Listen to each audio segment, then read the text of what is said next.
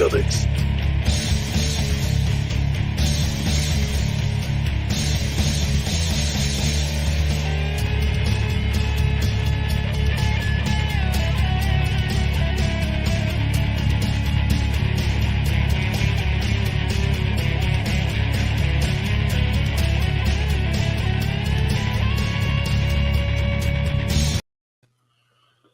So today on ORP, we're happy to talk about a project that we've had in the works for some time now. Both Mike and I have been working on stories through Raincross Press as part of a sci-fi anthology called Bloodworld. So we brought on our good friends and collaborators from the project to talk about Bloodworld and explain exactly what the new series is all about. Oh, we sure did, Stephen. I think the first guest has got to be David Nemesis Howard himself. You know, Nem founded Raincross Press and created Bloodworld, the Bloodworld Anthology magazine. So why don't we go ahead and bring him on, and we'll get started. Why don't you say hello, Nem? Hey, what's going on, everybody? Man, after that intro with that metal music, I was back here headbanging. I thought I was going to be in a mosh pit for a second. I'm so happy to be here with you guys. Yeah, we work together, but I'm so happy to be here on Omen Revelation podcast to talk about it as well. This is really cool. I can't wait to introduce everything and talk with the whole team and talk about this project that we are all so passionate about. Oh yeah. We're all really excited about this too. I know me and Steve are pretty pumped about this, and we're pretty excited to do this interview too. Sweet. So I thought it would be cool if we talked a bit about what got everyone into comics and what their major influences as writers and or artists on their craft should be. So we'll start with you, Nem. Sure. Well, I mean, that's kind of a two-part question. So I'll answer the very straightforward one first, which is what got me into comics. I was always, as a kid, I was kind of sick a lot, and I was homesick. And my dad brought me home. So I had been home, and he brought me home a model pirate ship. Because we were always into pirates and in Harryhausen movies and stuff like that. And then he brought me a giant size Superman versus Flash DC comic and to read. And he picked it up off a spinner, it had it was near the spinner in the supermarket. And my wife bought me one to replace it, not too long ago, and I still have it. And so that got me into it. And then obviously at the same time there was Super Friends. So I was watching Super Friends all the time. So I started off as a huge DC head. And then me and my friends were watching the old 66 or the 60s Spider-Man cartoon on reruns. And it kind of spiraled from there. And that's how I got into comics. As far as writing, my influences have always been fantasy and horror first and foremost. So horror movies are something I watch with my mom all the time. And my mom really got me into the reading thing. So she introduced me to Wait Until Dark and at a very young age, Amityville Horror, played Misty for me, Exorcist. And then I was reading a variety of different books. I read The Once a Future King. I read the Iliad, the Odyssey when I was like 7 years old, 8 years old. And it just went from there, and science fiction then came right in as well. So I started reading The Last Babylon in 1984 and Animal Farm. And so all of this stuff just fed into who I was. And then and then the thing that blew it all up for me was my introduction to Tolkien. So The Hobbit came on and I watched The Hobbit. And then The Hobbit led to my mom and dad buying me, I think for my 8th or 9th birthday, The Hobbit and The Lord of the Rings. And I devoured them, the whole series. And from there, that's what I wanted to do. And sure enough, like a couple months later, I entered my first writing competition for the district, and I wrote a horror story. So, and that was it. That's the way it went. So that's really cool. I got to say, that's awesome. And I think you're in the right place. I love that Tolkien is in there, and that horror movies are part of there, and I love that you watch horror movies with your mom. I just gotta say, I still remember my very first jump scare. I don't know if anybody wants to know this. Very first jump scare was Wait Until Dark with Audrey Hepburn. I was sitting in front of my aunt. Ooh. My aunt was fighting instead of my dad or my mom, and the bad guy jumped up and pinned her heel to the floor. I jumped backward into my aunt. My aunt jumped backward into my mom, and we all screamed. So that was my first jump scare. So. That is an awesome choice. You can't go wrong with that movie. So before we get into details about Bloodworld, I think we should talk about what exactly Bloodworld is and how the project got started. And that really is more of a question for you, because you're the one who got the ball rolling with Bloodworld. So where did the idea for Bloodworld come from, and why did you decide to make it an anthology comic? Sure. So Bloodworld, I'm writing another novel series right now based on a character of mine called Michael Domenicali. And but Bloodworld was something else. I'm always having ideas that are going on. And so another science fiction series I love is Dune. I love the movie Gattaca and things like that. But a lot of my ideas come from where I just have an idea where I'm like, what would happen if this happened? And then it just blows up and spirals. And so I think I was watching Gattaca like 10, 12 years ago, maybe more. I'm not quite sure, but I was watching the movie. It was a rewatch. And then I started thinking about, what would a world where this kind of thing happened? And I came up with the idea for a story about S3, the Blood Worlds. And I came up with the idea for Blood Race. And then because of the way I am, I started expanding the world, and I wanted to add all the history and other things, and everything started ballooning. And so originally I was going to write this story first as a novel. And then I kind of, Michael Domenicali stuff was also started similar with a question. And then I started writing that. So I had this, and I was like, I finished the novel for the first Michael Domenicali novel and was going to do this. But I was looking at it, I was like, there's so much to tell here. And I'm so busy with different writing projects, and I'm going to start another novel series. It's like, no. But then I started talking about it with my friends, 2 of which are right here, and then 2 of which we will meet in just a moment. And I was mentioning it, and Jeff had an idea for a different story. And I was talking, I was like, that would fit really well into this universe that I've created, this setting. And then I started to think about it, and I had been pulling this over in my mind anyway, going, really, Bloodworld lends itself better to graphical storytelling. I mean, I could do it as a novel and do it justice, but how cool would it be to see it on the page, know? And so I was like, okay, maybe I'll do a comic book. But then when I started talking to all of you guys, and you had all these different ideas, and I was like, if I tell this myself, I'm going to narrowly focus on one part, but there's all of these stories to tell and all of this history and setting to explore. And I was like, this has got to be an anthology. It's got to be all these different stories. And then I said to myself, hey, I have always loved 2000 AD and heavy metal for the same kind of format, and we've never done anything like that here. And I was like, you know what? And then, talking to everyone and hearing your ideas, I was like, this is what it's got to be. It's got to be this. There's no choice. Bloodworld is a setting that deserves these awesome writers that we're going to meet, you guys here, and then Jeff and DT who are going to come on. It deserves these awesome stories. It deserves to be out there and seen in the graphic format. And honestly, I say this with all due humility. I think the United States comic audience deserves to have their own version of 2000 AD. And I hope that eventually we could grow to be that, and then boom, it just, the idea took off. And it's like, I never thought I would find myself here heading something like this and trying to spearhead this. But you know what? It's a passion project. And now it's like, this is where I ended up to be. So to quote another famous author that I love, Douglas Adams, and is, one of his series with Dirk Gently, I may not have ended up where I intended to go, but I ended up where I needed to be, so. Amen to that. That's awesome.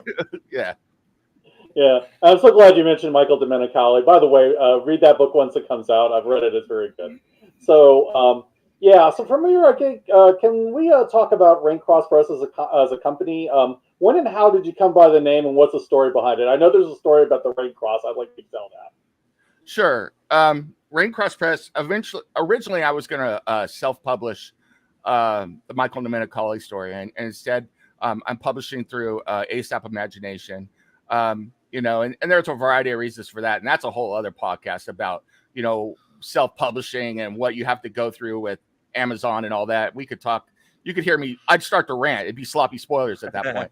But yeah, so I was going to do that, and I wanted to publish under a company. So I came up with a variety of different names, and eventually I was like Raincross Press, and it's called Raincross Press, and the symbol, I think you can see the symbol right over my head. That's the Raincross, and then there's also the feather, and the feather, just to say a little bit, the feather is symbolic of we're writing, we're a press, but it's also my Native American heritage as well. So I have a feather on there. Mm-hmm. But the Raincross, I live in the city of Riverside in Southern California, and the Raincross is the official symbol for Riverside. And it combines two things. One is you have the mission bell there because the Mission Inn is a huge part of our city, and we also used to have a Spanish mission here. And then the Raincross is a Native American symbol. So the bell is contained in there is a Native American symbol here, where they would use that in rituals and stuff to try and bring rain, because rain is not very common in Southern California. So when the Spanish came here, they combined that symbol, and it's all over the Mission, which was turned into a hotel, which is very famous and everything. But you'll find the symbol all through Riverside. It's huge. People got it tattooed on them. It's on all of the street signs and everything. And so I was like, it's my Riverside love, is to show the Raincross. It was either that or an orange tree. And I was like, man, I'll go with the Raincross. So the Raincross is definitely cooler than an orange tree. Yeah. and I love that symbol, and I think it's really cool. And maybe one day we'll share some of that. I mean, there are some old bridges that are like Gothic bridges, and the street lights are in the shape of the Raincross at the top with very delicate glass coming off of it and everything. I mean, it's just very, very cool. So wow, that's actually pretty cool. I it makes me kind of wish I had put that much thought into our logo. But so Nem, unlike the rest of us, you're actually writing 2 stories in the Bloodworld Anthology magazine. What can you tell us about the stories you're writing?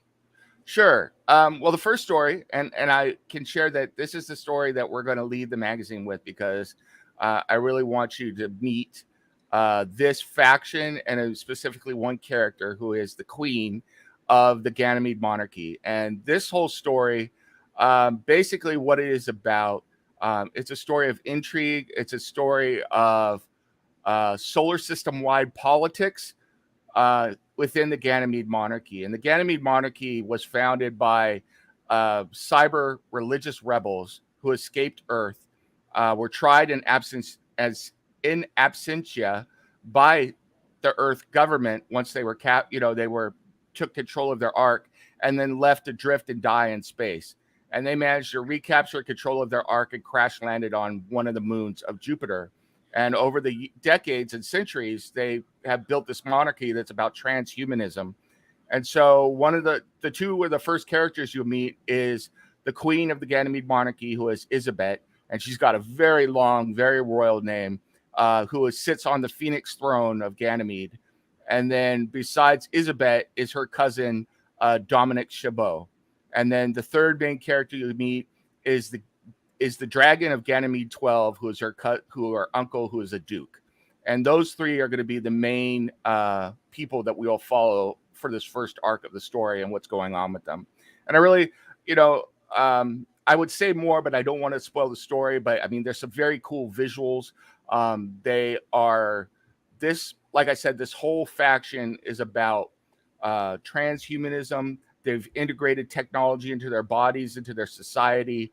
They eschew the second faction that I'm going to talk about in a moment. All of what they do, they're diametrically opposed to. They don't believe in genetic engineering. They believe in improving the human being through technology. And even their battle, they integrate with these huge battle suits and things like that. So you get some cool, almost like Warhammer 40K visuals and things when you're fighting and stuff like that. Some really cool stuff.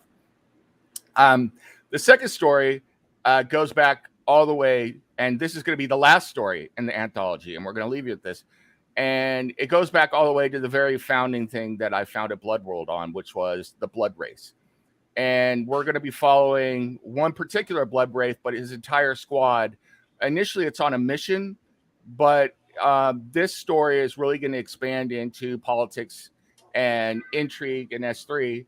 And you're going to be able to see, and eventually it will lead back to Ganymede Monarchy, but it will tie to everyone on Terra and the whole solar system, because we're going to find out a lot of stuff about what S3 did, how Terra became the way it was.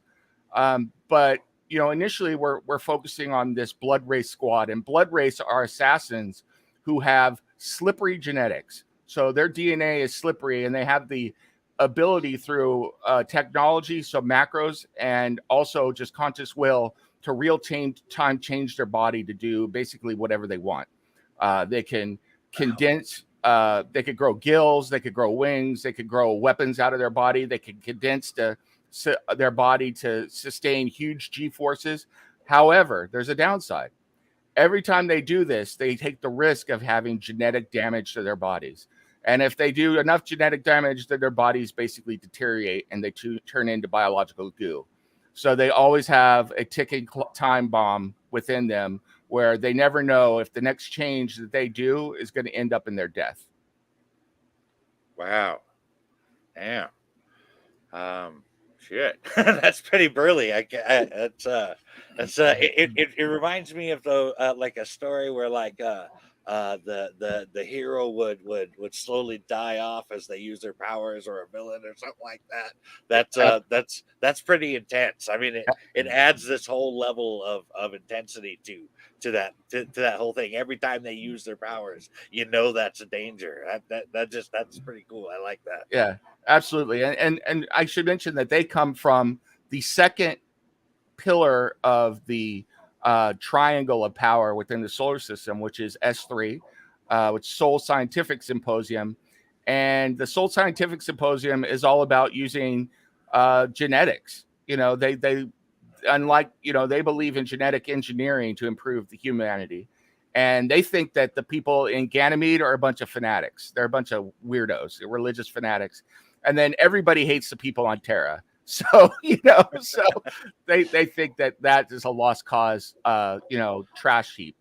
So S3 is that, but it's funny because, I know that Mike's telling a story in S3. There really are multiple tiers of society in S3, and the Blood Race are hooked into this top tier where there's a lot of stuff going up there that even the privileged people, the people who are able to fully integrate into S3 society, don't know what their government is doing in their name.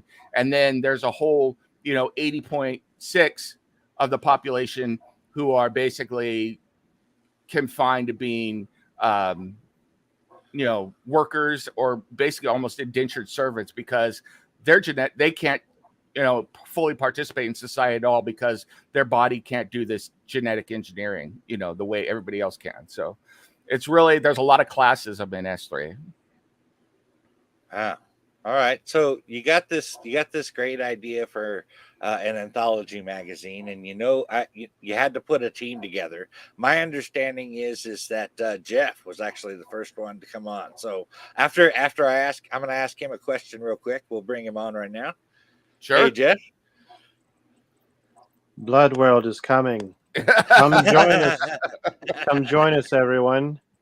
Follow, like, subscribe, share, and purchase. Stay with us forever and ever and ever. Consume, obey.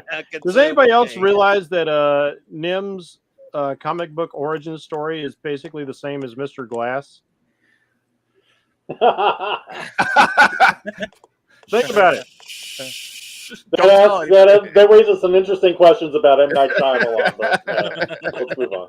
He's into horror. He's one step away from being a supervillain. That's all I'm saying. Nice. Right. So before we get into how you guys started working together on Bloodworld, I'm asking everyone how they got into comics and what their major writing and artistic influences are for the series, for their story. So, I mean, why don't you tell us about that for you, Jeff? Okay, that's a Noah's Ark level of material, but let me see if I can condense. I learned how to read off of comics. So since I was very young, 4, 5, 6, I'm picking apart words in comics as I started to recognize them. Like, oh, I'm like, I can read they and cat and best. Like, I'm reading. Like, yeah, every third word, but I was reading, and that's really how I learned how to read. And I've been a lifelong reader ever since. Such an avid reader. I married an avid reader, and I'm jealous as hell of her because she's a speed reader.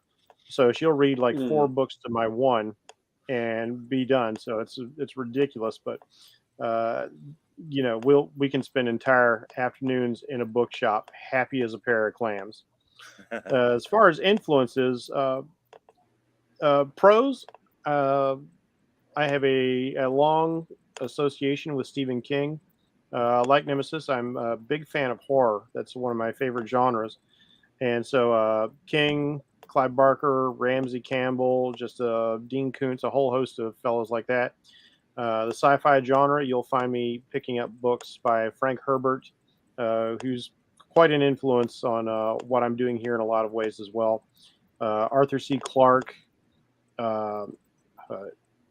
only recently got into Asimov. Who else was I going to say? There's another big sci-fi guy I'm into. Oh well, skip it. Time waste. Fantasy, of course. Who didn't read Tolkien if you're into fantasy? Also C.S. Lewis. More modern works, the wonderful works by J.R. Lansdale, who does some great stuff in the world of the Forgotten Realms for D&D. Lots of great stuff like that. So as far as prose goes, I'm kind of all over the place. It just depends on who catches my eye, and I'm always looking to discover new people. So there's that aspect.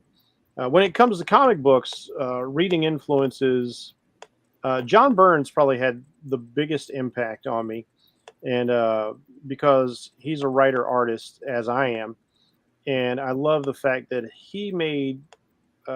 My favorite run of his was Fantastic Four, where he was handling the writing and the art chores. He's a phenomenal artist, regardless. But he made the fantastic elements of sci-fi that was in the Fantastic Four seem plausible. This guy, he knows enough about actual science to kind of do the Star Trek thing, where you got the science babble, but it sounds like possible science babble. When they start referencing things, like Heisenberg compensators. Anybody knows a little bit about physics understands what the Heisenberg uncertainty principle is. And so you get that sort of thing if you're just a giant mega nerd like me.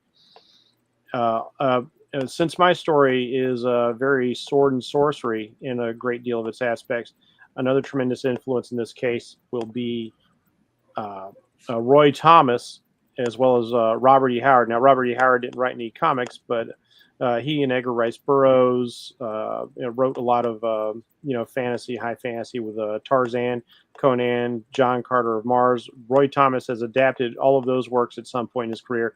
And if you want to read swashbuckling comics, you go to Roy Thomas. He is the man who handles that sort of thing. I'm also a tremendous fan of H.P. Lovecraft, so I am working in. That's actually what got me and Nim talking about, because as big a fan as I am of cosmic horror, I had never conceived what I felt like my own cosmic horror idea.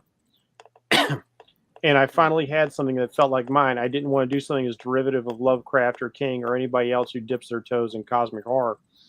And I came up with an idea like, okay, I feel like this is a real idea that's coming from me and not necessarily anybody else, and I want to pursue that. So, yeah, that influence is there. Artistic influences, we'll go back to John Byrne again. Huge influence on my style of art. Studied him quite a bit. My art style, excuse me, is very reflective of the 80s, my formative years. And so there's John Byrne. There's John Buscema, big John Buscema, who's like, again, worked on Conan, my favorite Conan artist of all time, which is lending itself quite a bit to this barbarian fantasy sci-fi thing I'm working on. There's H.R. Giger will come into play to a degree. John Romita Jr., who's big, blocky, cinematic style, which is a derivative of Jack Kirby's style. I appreciate just the sheer impact of that kind of thing. And one of the more recent artists that Marvel adopted, and I say recent in terms of like a couple of decades, was Mark Bagley and Alan Davis, who taught me how to be a little bit more fluid and reminded me of the wonderful dynamics of Neil Adams. And so I've been trying to incorporate those sorts of things. And when it comes to horror, I always lean back on Bernie Wrightson and Kelly Jones. That's pretty awesome. Now, one interesting thing about how we're doing things is that you're basically taking over the role of art director. Now, I've known for a long time that you can draw really well. I mean, I looked at Mr. Happy. And you're also really good at designing creatures in SF concepts. So, Jeff, would you like to talk about how you got involved in the art director role on Bloodworld and what exactly you do in that role? Yeah, it wasn't like I was looking for the position. I just we started looking at artists because obviously I'm going to write and draw my own thing, and each of you guys we needed artists for, and so as DT started pulling up these artists that he'd reached out to that he liked on the internet, and we started looking at their stuff, and so immediately being an artist, I start critiquing their work on whether or not I think it'd be good for the project. You know, just giving my objective opinions. I'm like naming the pros, naming the cons. And, you know, you guys are looking at stuff and you're all going like, oh man, I kind of like this. I like this. And then I started pointing out a few things that you didn't notice because being an artist who has tried and has successfully managed to work in indie comics here and there. I've also approached the big two, if you will, at cons and online and things like that. And so I heard all the things that they were looking for, and I started applying that to this. And this is something that writers may not necessarily think about. But if you are an artist, you learn to think about this sort of thing. You learn what sort of things to look for. I want to see if somebody's good at character design. I want to see if somebody's good at page layout. If they can tell a sequential story that flows, if I can understand what's going on. Is their storytelling good? There's a lot of people who are really great at doing pinups and covers and really dynamic, detailed, and beautiful images, but they can't tell a story worth a darn. Can they make characters look like different characters? There's a couple of my favorite artists working for Marvel for a long time. They're great, but they draw the same face on every character over and over and over again. They just look like that same guy or that same gal with a different hairstyle and costume. So I look for people who can do that. I look for people who can do backgrounds. I look for people who've got good perspective. And since we are looking for people who can more or less do it all, I'm looking for people who've got good applications of color theory. So as I started mentioning all these things, you know, and it just jokingly said, hey, you ought to make me your art director. And it was like, you know, that's a really solid idea. Because like there's a lot of stuff we hadn't even considered. Like I remember there was one artist they posted up, DT put out there, and his action was nice. He did good figure work, but it was empty panels. There were no backgrounds. I was like, you know, I would not hire this guy. You've got to be able to tell a complete story. And if there's no backgrounds, I don't know where's this going on, why it's going on, what's happening around him. All of those things are important. I take the approach that making comics is like making a film. And I've also done my own little independent film work, shooting short videos here and there. And everything that goes on screen, everything that's in the frame matters. And the same applies for comics. Everything that's in the panel should matter in some way. And so that's the sort of ethic I apply to it. Like you'll find with DT when he comes on, he'll talk about how incredibly cinematic he is. And I have a similar mindset.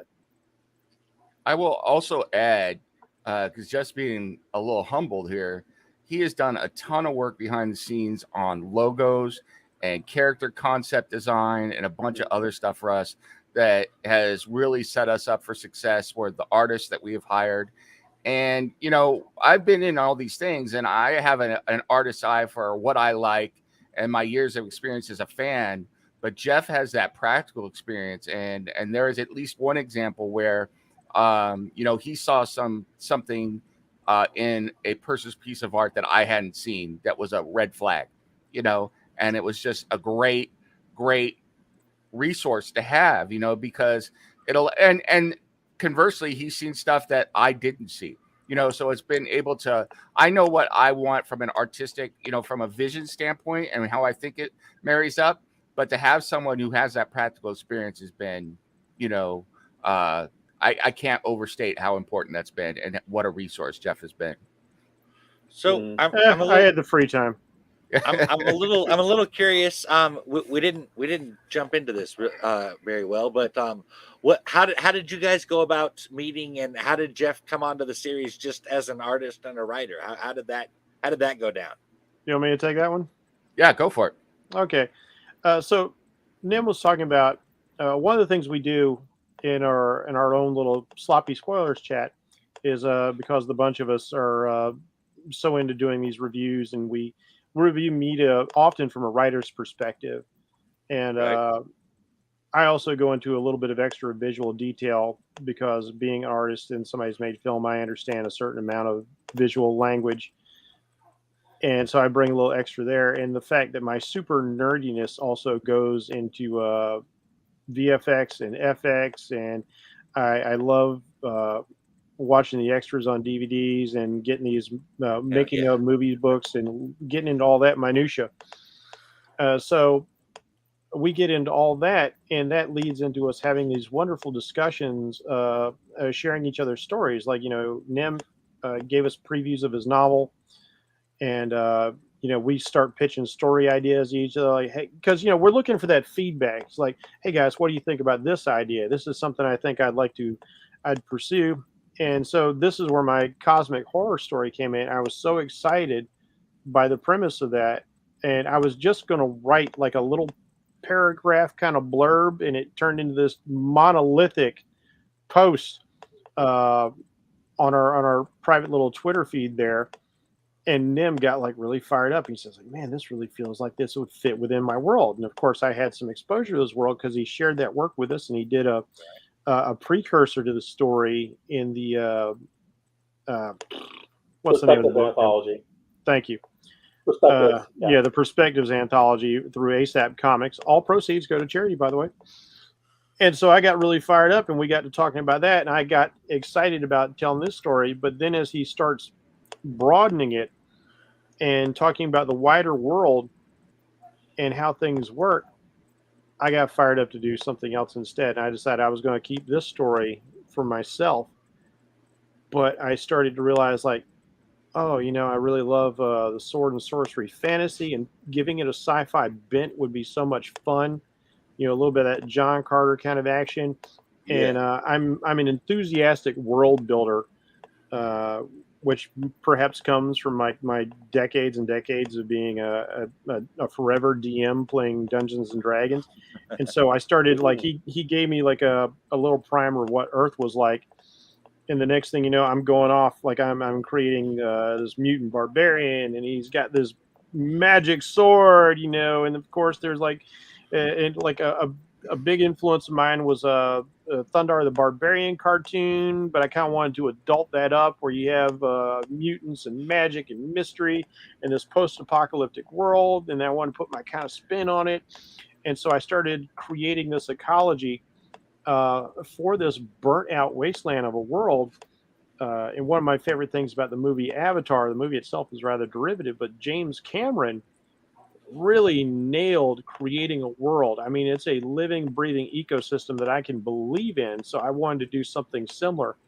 Yeah. And so I created this wasteland of a world that's somewhere, this hellish landscape somewhere between Venus and Mars, but it's Earth, where there's this giant hole in the ozone that just bakes North America.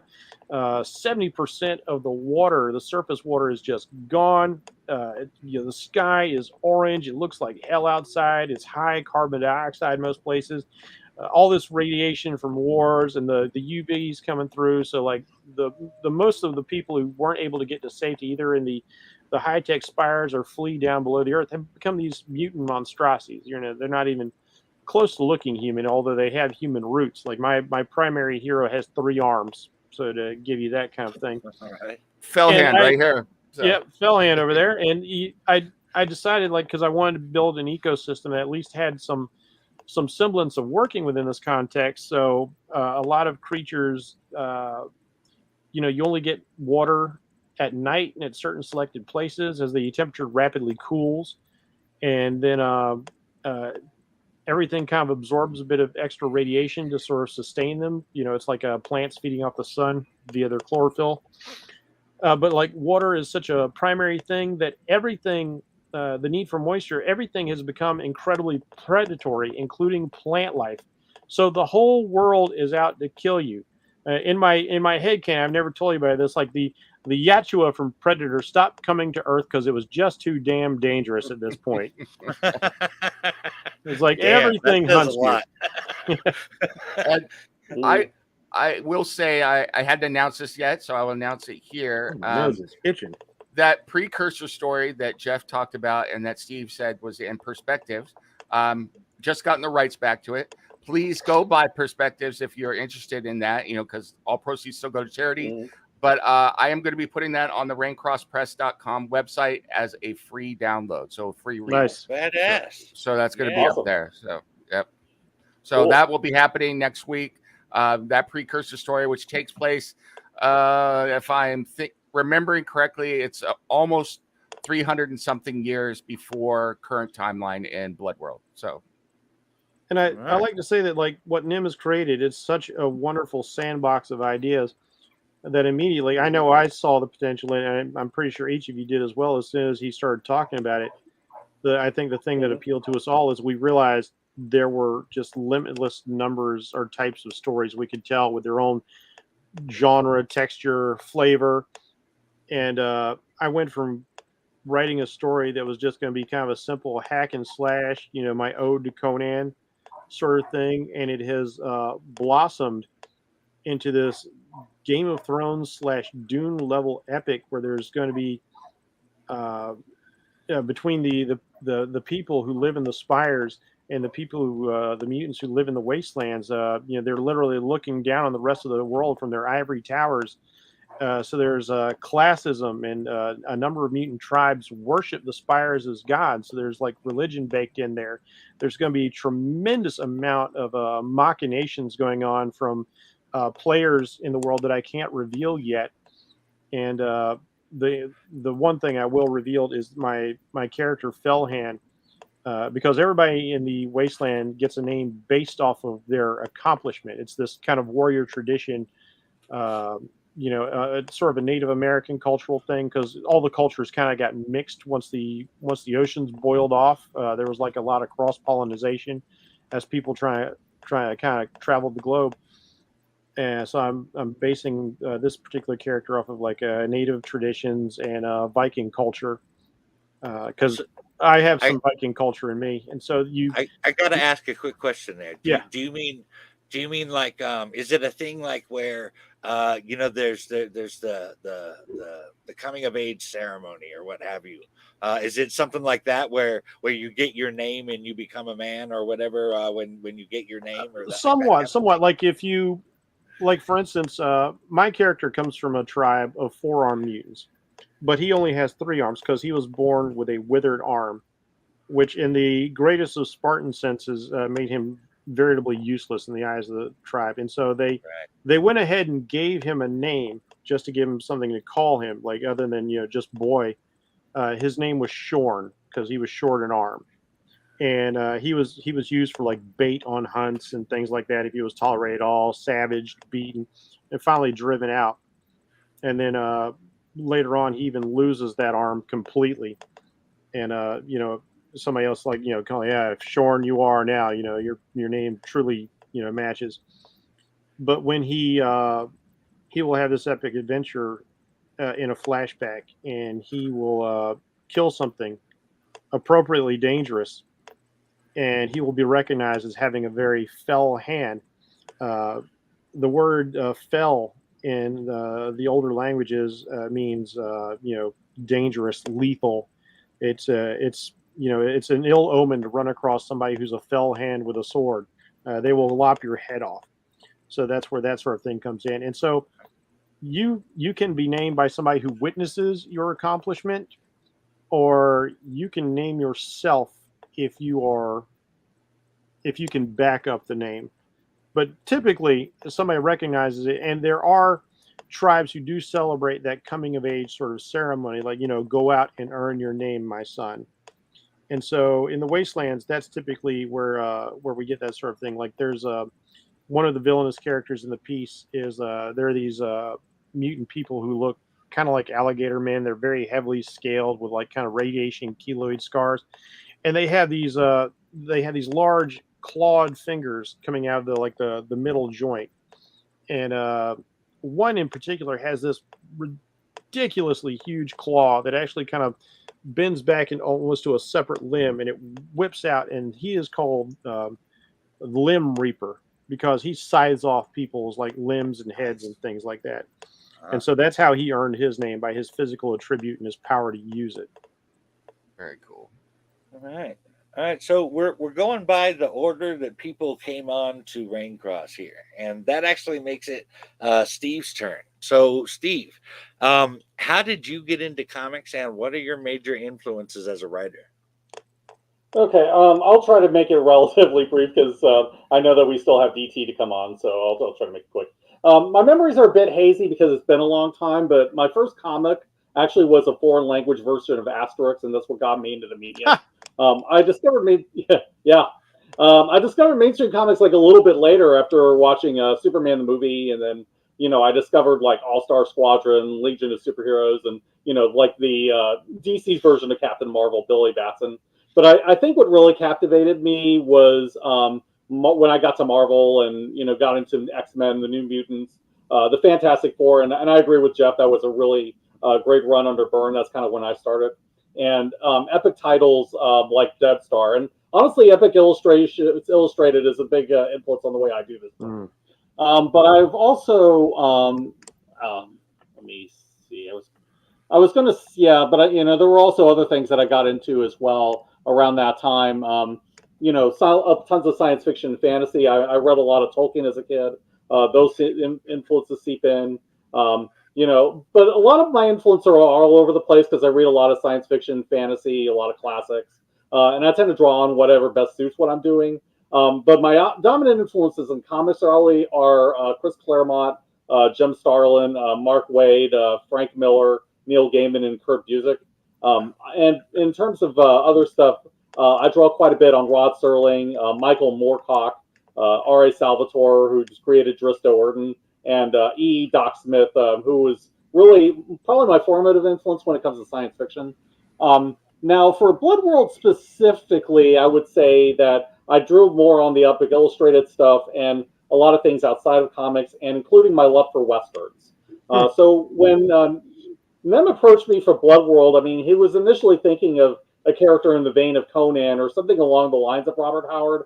I personally didn't want to do a barbarian piece because I had done Ashland Frost for the Perspectives Anthology, and I wanted to change things up. And honestly, Jeff did a better job with the Conan stuff anyway. So I went at the Howard idea with a different slant. My initial thought was to do something along the lines of Solomon Kane, with a science fiction twist on the puritanical witch hunter idea. So that evolved after a while into the idea of an Arthurian-style knight. And then I drew bits of, Arthurian legend, mainly Tristan and Isolde. And so you have a little bit of that. You have a little bit of Robert Howard, a bit of Mandalorian and Firefly, elements of Westerns like El Diablo, Babylon 5 here and there, a pinch of the Legends of Heroes games, and then other ideas here and there. But always with me, the idea is that the blend of small things hopefully will make the larger picture something a bit different. Wow, that sounds pretty cool. So tell us about your story, Steve. I mean, at least what you can tell us without spoiling too much. Sure. So the piece I'm going to be doing is called The Inquisitor, and I described it as a neo-Arthurian space western. The idea is that a mysterious crusader knight from an unknown part of space arrives in the asteroid belt, and he's hunting for rogue and out-of-control psychics. So we see the Inquisitor save the life of a young woman named Kate Lestrange, who becomes his guide, and then she has secrets of her own that gradually will be revealed. Because the Inquisitor is a man of faith and he starts off fairly uncompromising his belief, he attracts the wrong kind of attention from just about everyone. A lot of the factions have interest in the belt, including corporations, mercenary corps, the Ceres Republic that we're going to see, and even a viceroy of the Ganymede monarchy. Just about all of them eventually want a piece of the Inquisitor and the girl he's protecting, and we'll see the hilarity that ensues from there. And I will say that the mysterious faction or the mysterious part of space that Steve was talking about, we will eventually see more of his people, but that is a ways down the line, But when they show up, it's going to be interesting. So, yeah, I'm thinking kind of like Clan Wars from BattleTech kind of impact. Yeah. All right, that's intriguing. Well, what can people expect to see from your Inquisitor series, Steve? Sure. You'll get a sense of the major players in the belt within the first few issues. You'll definitely get some space action early on. You'll see who the Inquisitor and Kadar. You'll see what they're about. I definitely want you to see at least some of the factions in the belt and what society is like out there in the 26th century. And eventually, I want to get into some mech combat because that's a thing. Eventually, though, I want to set up the Inquisitor's ongoing struggle against the Morgenstern Corporation. They're set on the asteroid of Adonis, and essentially they're kind of like a Pullman-style mining town, which is run by the corporation. So they're going to be the main antagonists early on. You'll also get to see the Vulture Corps, who are a mercenary group working for Morgenstern, who are something of a dysfunctional found family. Yeah. So awesome. Steve is really exploring the frontiers. And it's this very interesting idea out there where the people who don't want to be shackled to Ganymede or S3 are out there in the belt doing their thing. And then along comes this guy, along comes Jones, so he's wandering in. Already in just the separate stories we've shared, you can see the great variety that exists within this singular world. So it's going to be really exciting to give you all these separate vignettes of what's going on. Absolutely. Speaking of which, I believe I technically came on second. Came on next here. DT was actually there early on in the chat, so I actually want to bring him on now. Hey, DT. Before we talk to DT, I have to say that the way this worked is that DT is so instrumental in all of this. But DT is an accomplished writer and a busy man doing music and teaching and everything. And so, and this goes to prove the point. If you don't ask, you don't know the question. So I figured DT is too busy to get involved in my little side project, which is blown up. And DT heard, us talk about everything. He's like, yo, man, what's going on? He's like, I want part of this. I was like, oh, well, shit. I thought you were, excuse my language. I thought you were too busy. Of course I want you on. Get your butt in here. Let's go. So it's like, man, it's that whole thing with assume. I assumed something that was absolutely wrong. And DT is like, yeah, I want in on this. And DT is just an amazing writer and everything else. And so that then formed the group, and then we had this core group. So I was so happy that he wanted to come on, and man, his passion and everything has driven this to new heights as well. So with that, I will shut up now. Very nice. Very nice. Welcome on the show, DT. I was hoping you could tell us about yourself. How did you get into comics, and what are your major influences as far as writing goes? I got into comics because my father taught me how to read on them. So the three things I learned how to read on. I learned how to read the newspaper, the Bible, and comic books. And nice. I've been reading them all my entire life. And then one day, when I was in elementary school, I had done well. And my father looked at me and said, that's what I expect from now on, right? And I was like, okay, no pressure or anything. So from a very early age, and my first comics were Fantastic Four and Spider-Man. But I loved every element and aspect of a comic book. I love the smell. There's a way that newspapers and fresh books smell that is unmistakable. So when we walked into the newsstand, I love the smell. I love the feel of the floppies in my hands. I love the cover. I love the costumes. I love the dual identity. I love the internal and external struggles. it's larger than life. It's escapism, yet well-written material is rooted in real emotion. So when people dismiss comic books, I'm like, you have noticed they've become a multi-billion-dollar industry, right? So Right. it's like when the stories are written well, even though you must suspend your disbelief for the story world, the emotions and the experiences are quite real. And so all of that hooked me when I was very, very young, and just never let it go. In terms of my influences, they are from all over the place. I study movie scripts as much as I study comic book scripts. Oh, interesting. And then I study novels as much. So I like Peter David. I like Mark Waid very much. I like Chris Claremont, but I also like Chris McQuarrie. I like Brad Bird. I like James Cameron. Man, 80s James Cameron could do no wrong. And Right. his stuff is still standard setting. So I actually like all of those influences because I like the way they think. And I like the way they know how to utilize multiple perspectives in telling a story. And that's how you get these surprises, because you're just so sure the story is being told from one direction, and then they just flip on you. And I love that. I love that. Can't get enough. Oh, yeah. So, BT, we heard Nem's side of the story, but how did you get involved in Bloodworld, and what can you tell us about the story you're writing and where it came from? Well, I heard about what was going on, and several things came alive to me. The first thing that came alive to me was that Jeff and I had already been paired on a project that had to be postponed, which we can't really say any more than that. But we were super pumped about working together. And as we interacted, we discovered that our thought patterns were so well aligned, and that the challenges we were giving each other as writer and artist were just what you want to work with. So we saw that we had a real rapport there. And number one. Number two, after we had spent time together on Sloppy Spoilers, I really wanted a group thing to work on. And then so when Nemesis said he had come up with this and this was going, I was like, yeah, I want to be a part of that. Why wouldn't I want to be a part of that? I'll make time. And so I used my little Batman flying in gif, and I jumped in because my gift game is strong. And so I was intrigued by the idea, and I conceived what I wanted to do almost immediately.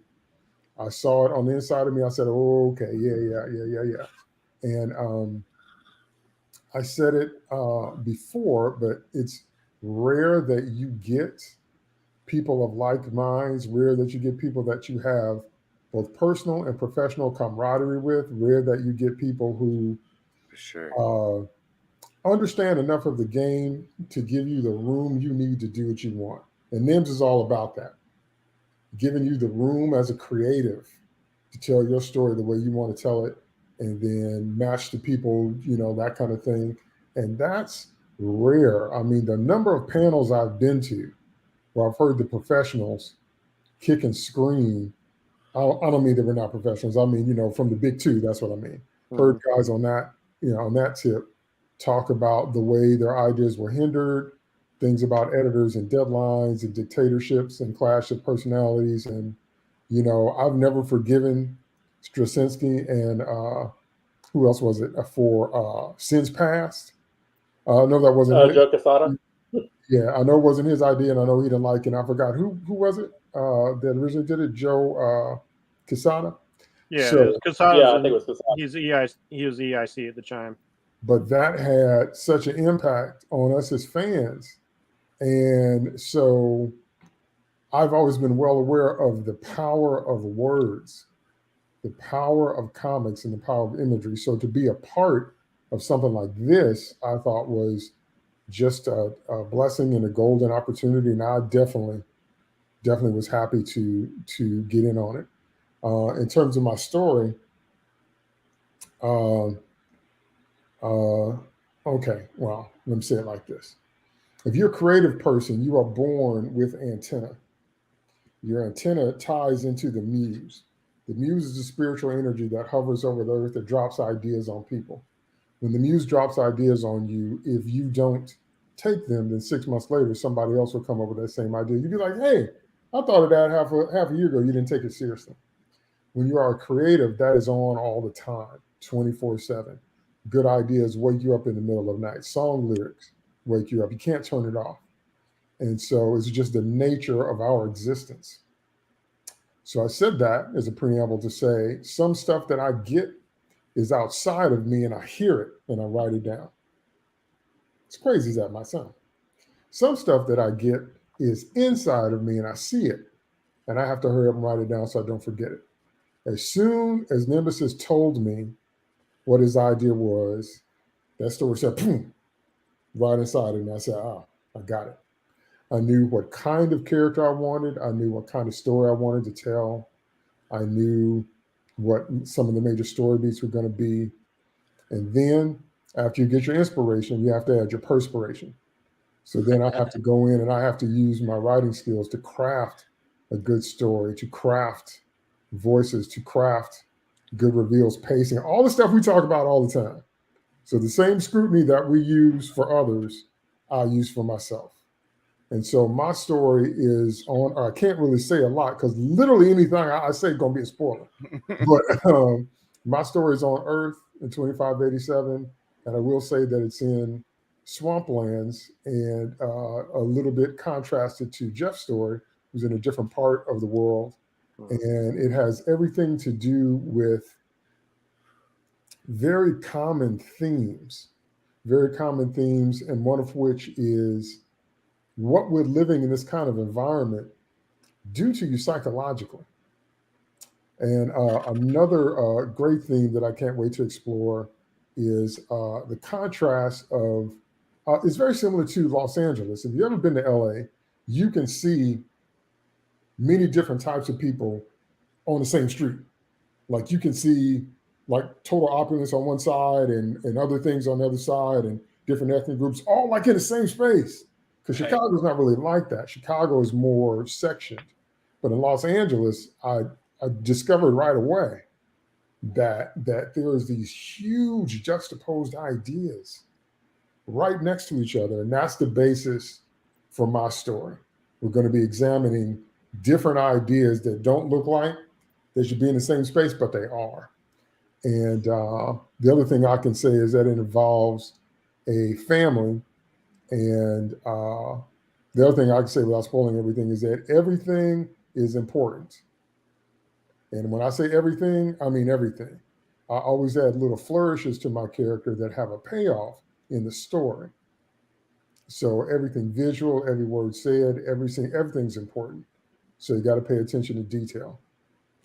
You know, one of the things DT was talking about there, and I'm very honored that he said it and humbled, was that, you know, the way I like to work is a lot of what I learned when I was in the military as an officer, is that, you know, I've created this universe, I created this system, and as the editor, you know, I try and make sure that the world is consistent with the technology and the physics and the setting and the history and everything like that. But I do want to let my creators create, you know, because that's what you're here for. You guys are creatives yourself, you know, and my job as an editor, as the world, is to take what you've created, make sure that it's consistent with the world, and then integrate it in to make an even greater whole, you know. And so, you know, I do have my ego, but you know what? No ego about this at all, because everything that you guys have created is contributing to a greater whole, a greater universe that is just constantly expanding with new ideas and new stories. And it's just wonderful. It's like watching my baby grow up and start to, you know, take their first steps and explore the world on their own, you know. And so it's a wonderful thing. And so, you know, and like I said, a lot of that is from my time as an officer in the military, which was my job was, you know, as the platoon leader, was to make the ultimate decision. But as Jeff, who was also the military, could say, I leaned on my NCOs and my enlisted all the time for ideas and everything. You know, the one that ultimately made the decision was me, But most of the great ideas that I got credit for were from NCOs. So, you know. Yeah. And if I can add to that a little bit, this type of freedom with the oversight we've seen done very successfully with Mike Mignola's Hellboy world, where he trusted other creators to play in his sandbox and create, and he was basically the showrunner of his show. It's just as like the first 10 years of the MCU has been very successful because Kevin Feige made sure that there was a continuity and a through line. And other than that, people were free to tell the stories they wanted to. And this has trickled down. With DT coming into the game a little bit late, I had already developed a great deal of what I thought this world should be. You've got mutants and you got humans living in spires, and there's this very definitive sort of separation of classes. And he comes in, he's like, I want to put my story in a swamp.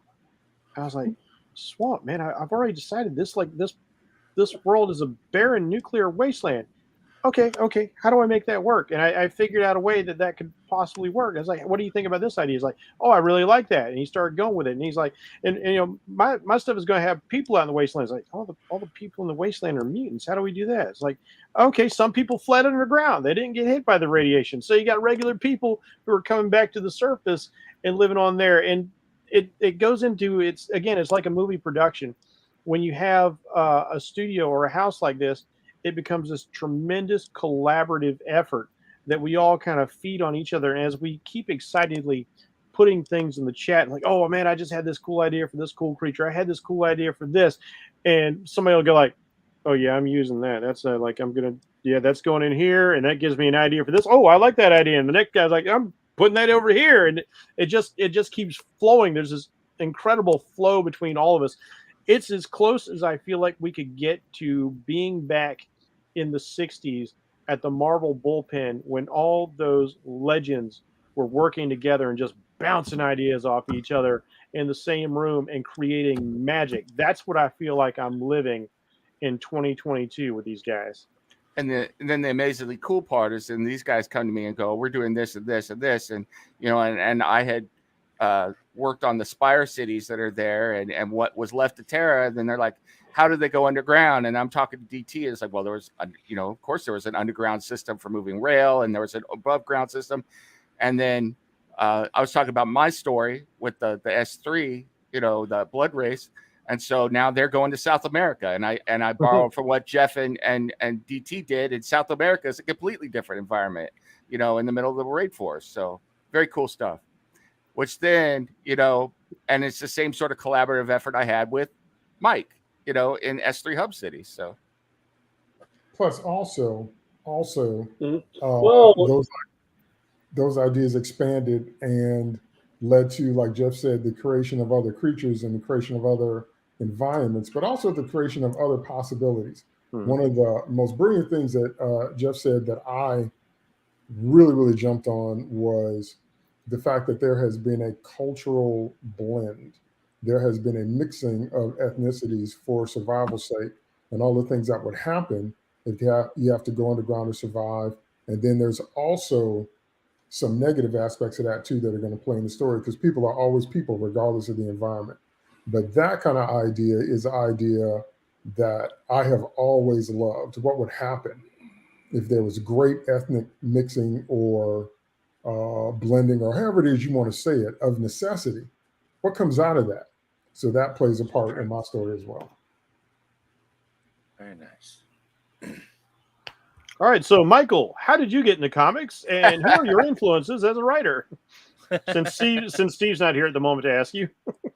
Oh, did Steve get booted? Yeah, he dropped out, unfortunately. Oh, he's back. There you go, Steve. Sorry, I didn't see you were gone. The blood race got him. I think they still got his tongue. Are you there, Steve? It could just be his internet issues. There There he is. Yeah, can you let Big Mac man? Yeah, Yep, you're in. You got it. Oh, You've jumped in. okay, I'm back on. Okay. So I was going to say the last person we really haven't heard from was Mike. So Let's get your take on this and see how you got involved in Bloodworld. I know you got on board in a different way than the rest of us did, so why don't you talk about that? All right. Unlike the rest of the group who met and became friends through Comic Crusaders, Cinema Crusaders, and the Sloppy Spoilers podcast, I only knew Steve from our work together at the Chico Comics page, Omen Comics, Revelation Comics, and Omen Revelations podcast. So my getting to know the rest of the group was slow going. But a year or so ago, Cinema Crusaders was having horror writers come on, talk about what they did. And through Steve, I was invited onto the show. To my knowledge, that was the first time I met Nim. And the first time he had seen my writing. It was not published at that particular time, but I sent him a copy of my script for Seder #1 to read for the interview. Earlier this year, when Seder #1 actually came out, Nem was nice enough to review the comic and scored my writing a 4.5 out of 5, which I was just blown away by. It was not long afterwards that he DM'd me and asked me if I would be interested in writing a story for Bloodworld. I was very flattered, as I'd never been legitimately approached to do that before. Honestly, though, he had me at hello with his pitch for the magazine when he said it was an American 2000 AD crossed with heavy metal magazine. I'm a huge Judge Dredd fan, and I've been into heavy metal magazines since I was in junior high. In fact, I actually studied the art book for the heavy metal movie in my art class. Nice. So anyway, he sent me the stuff he had written about the Bloodworld universe, and honestly, the story for Descent just kind of came to me while reading it. I think I whipped out the first issue in about a month, maybe a month and a half.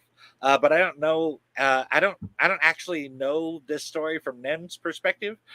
Could you fill in the other half of this story for me, Nem? Sure. I mean, I had seen everything you've done.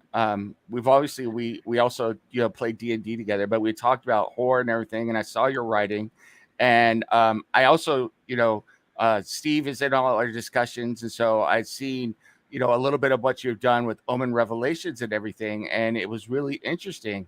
And so talking to you and then looking at your writing on Seder, which was a big thing, I was like, this guy has the ability to take a world, a universe, and then kind of flip it on its head and go a different direction with it, which is one of the big things for me, because that's a lot of what we do here is that here's this universe, play with it, and then go in a completely zigzag direction, and so and that's one of the cool things is that all of you have gone in directions that I would never have thought of, which is amazing, and every one of your stories is something that I wouldn't have done in the setting.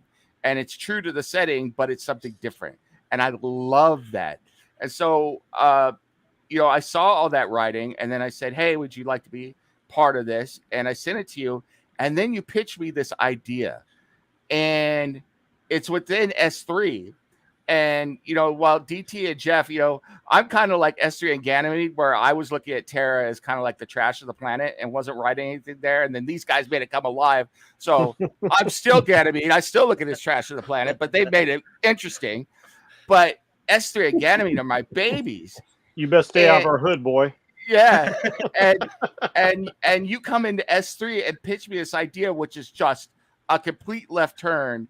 And I fell in love with that idea. And then you just started going different places. And I hope that you will talk about don't trust anyone over 30, our version of it and all that stuff. And it was just so cool because it added even more flavor to something that I was already in love with, and I'm in love with the whole thing.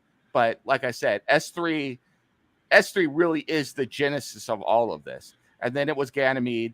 And then Terra was the place that they all came from. And then these two go and make Terra interesting, So it's like, wow, whoa, look at all this going on. Very awesome. Very awesome. Thanks for the kind words, by the way. I appreciate that. Well, follow-up question. What can you tell us about your story without offering too many spoilers? Yeah. You said this idea just came to you. So what can you say? What can you tell us about it? My story is a sci-fi noir with some horror aspects in it. It's called Descent.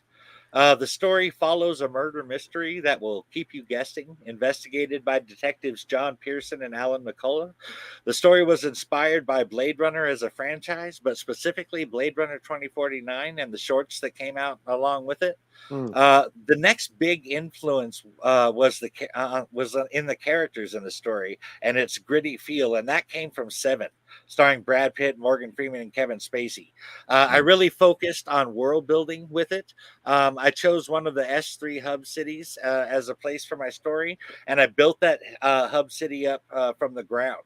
And I mean, the world. I wanted the world to feel very fleshed out and lived in, and I think I was able to do that. You mentioned the whole thing about wanting to bring up the every don't trust anyone over 30 thing. I'll mention that little part there. And the Delphi hub, it is 50 levels of giant mega colossal cities that reaches from 3 floors into the earth on Titan, clear up into the atmosphere, clear up into space. I mean, and well, all of the high class stuff, it's a very class system there in S3, and all of it is based on genetic superiority. And so from basically from level 30 upward, you got the upper class. These are the some mid class level around 30 or so, but basically anything above there, you're looking at like high society kind of things. But anybody below 30 are people that are basically unwanted by S3. They're taken care of, but the care is very minimalist, and a lot of the bottom floors below 30 all consist of people that do not have this genetic superiority that the place was built on. They can't get the proper implants, and they don't have the pure DNA and all of that kind of stuff, and so consequently they're looked down on. They're mistreated, and even their living conditions are considerably worse. And so this kind of phrase got developed in the process called where people, I took a phrase from the 70s, don't trust anyone over 30. Now they meant the age, but me and Nem played around with that a little bit. We decided to make it about don't trust anyone over level 30. Yeah. That's And cool. it's so cool, and it's like these the unwashed, living down below. What Jeff has done with that, and with these, the criminality within these hub cities, and You mean everything Mike? that's Jeff, Mike, with I everything refuse to take undue credit. with everything going down there, it's just absolutely amazing. But then, like I said, he turned this on its head. I guess I would ask, how did you come up? Because one of the unique things that you have done here is you've explored an aspect that I wasn't going to explore. You came up with the whole police department and then an illegal trade. So, I mean, without spoiling it, can you tell us a little bit about how you came up with those ideas? Because I think they're fascinating. So, well, the idea for the police department that was largely inspired by Blade Runner. However, I needed to change it a little bit because this was not your average, city-controlled police department. Everything is controlled by the government in S3, and even I mean, even the police department, right? A normal police department obviously would have to follow the laws or whatever of the area, but S3 really micromanages them in every fashion. So, I mean, there a lot of what the police department has to do has a whole bunch of additional crap that goes along with it, on top of the regular laws they have to enforce. I really wanted it. I really wanted it to feel different. This is while it has some similarities to a regular police force, and like I said, it's a lot like Blade Runner 2049. There are definitely some differences. people get handed their cases, and they got to deal with them, whether they like them or not, or have any issues with it or not. And sometimes they're not even given all the information they need to solve the case. Yeah. And so it's really kind of a messed up system. Yeah, and really, I think one of the cool things that everybody's going to find in Mike's story is that this is a society where, yes, if you're in the upper class, you have access to all this stuff, but they also have full access to you. And one drop of your blood can tell your entire life. Your entire life is open to the government through your blood, through your genetics, and available on demand, by the way. So Mike really has taken that and run with it. And then there's some criminality and stuff that he's done with it, which is really cool. And it's all going to tie together with the blood race and with the 80 point, I'm calling the 80.6 or the 80.6 down below, and just some really cool stuff. You got any questions or observations for Mike? Me?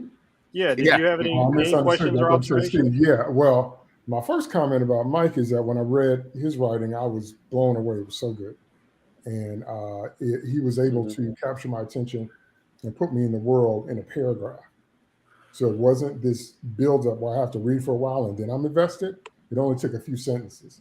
So I already knew he was highly skilled at what he did because he's got that noir thing down. He breathes it. So that was great. Mike, what I would want to know more so is, as much as you feel like sharing, what's your process? Do you just sit down and it just pours out of you? Or do you have like a process that you follow? Or do you hear the characters talking inside your head? So like, what's your process, as much as you don't mind sharing? Wow. I guess, like I said, it just kind of, I don't know if Robert Plant described when Stairway to Heaven came to him, that he just couldn't get when he was writing out the lyrics, he just couldn't get them out fast enough. Like it was just kind of writing itself. And that's really how that first issue came out to me. And I really, the idea just kind of expanded after I got that general synopsis for that first issue I was going to do there. But I'm deriving from stuff like I have an obsession with serial killers. I love the whole detective angle and stuff. I was particularly inspired by the Seven movie, and I liked their whole how they did the investigation there. And so I really wanted to try and combine these elements that I liked. And honestly, I had never done sci-fi noir before. I'd never done a sci-fi or noir, and I'm doing both on this story. So Wow. that was a little different for me. But honestly, like I said, it's just kind of a combination of things. And well, really, I don't know how else to say that. It just kind of poured out of me. I was watching 2049, and suddenly it just hit me. This story just kind of sprung on me. All the stuff Nem had sent me started clicking, and I was like, oh, all right, with the 80.6 and the whole thing. It just I don't know. I'd just be repeating myself after this. And the funny thing is, he didn't even know much about Blade Runner until we covered it for an ORP episode. Yeah. I actually just came into Blade Runner this year. Holy cow. Well, going back to the Mr. Glass comment, I'm surprised not all of you are like me. I mean, I go multiple personality and talk in the voices of all my different characters myself when I'm writing dialogue. So, I do that. The Carl's approach. Yeah. I may have you to have take experience myself with a certain Eladrin with multiple personalities. Yeah. I've had to warn my wife because of like writing and D&D stuff as the forever DM. If you hear weird voices, that's me practicing characters. Don't be alarmed. Somebody has not broken into the house. Yeah. She's like, hey man, it's been almost 30 years. I know you. So, but I will say that, listening to all of this is just one of the wonderful things that you could hear all of the different stories. And what I will say from a Raincross perspective, once I heard that, then it clicked in my head. I was like, initially I thought about having one artist try and do this whole thing, which is a ton of work and would take it a lot of time anyway. But then I was like, all these stories are so different, and we're doing 2000 AD. Each story deserves its own artist to showcase each artist and each style. So you've got noir over here, and the way that Mike's story is going to be drawn and colored is completely different than the way DT's story is going to be drawn and colored, which is completely different than Steve's. And Jeff is doing his own thing, which is completely different art style. I mean, all of them are going to have their own flavor, and I think that's absolutely wonderful. And that is part of what Bloodworld is all about as well. And what I always took from 2000 AD was 2000 AD as a showcase. As well as being a great publication. It's a showcase for writers. It's a showcase for artists. And that has been my pitch to every artist that we've talked to and hired, is that this is a showcase for you, and I sincerely hope that you get more work off of what we're doing, and God bless if at some point you decide or are given an opportunity to go somewhere else, vaya con Dios, and go be successful and preach the gospel of Bloodworld so that we'll get the next person in here, because it's time. The renaissance of American comics is here. The resurgence. There's a new. It's being led by indie, and it's coming. Bloodworld's coming, baby, and we're gonna be part of it. All right. I suppose before we move on, I should answer actually Jeff's question earlier, as Steve wasn't here. Yeah. I first got into comics in 1985 with Marvel's Secret Wars series. A friend of my uncle's loaned me the series when I expressed interest in it. The very next year, inspired by my love of Norse mythology and Thor in particular, I bought my very first comic the next year. I don't remember the number it was, but it was a Mighty Thor comic, and I'm pretty sure Oleg was on the cover. Sweet. I wrote my very first highly derivative comic called The Warrior, about a guy that was hired to help deal with the gang problem in the city I was in. I was 12 years old at the time. I lived in a very rough neighborhood, and gangs were a constant threat. So the desire to see someone deal with them was real. But The Warrior was essentially a biker version of Casey Jones. Yes. Yeah. Anyway, I knew back then that writing comics was what I wanted to do, even if it took me a long time to get to it. I think I want to say I was 40 when I first wrote another comic. And I really, I've been working on characters for years, but I just didn't get around to actually writing another comic for a long time. As far as influences on my writing goes, I'd have to say horror and sci-fi movies, mythology, and specifically writers like J.R.R. Tolkien, C.S. Lewis, and Anne Rice. But specific influences would include, for comics anyway, Scott Snyder, Garth Ennis, Jeff Johns, and Jamie Delano. Nice. It's so interesting to me that all of us reference Tolkien. Yeah.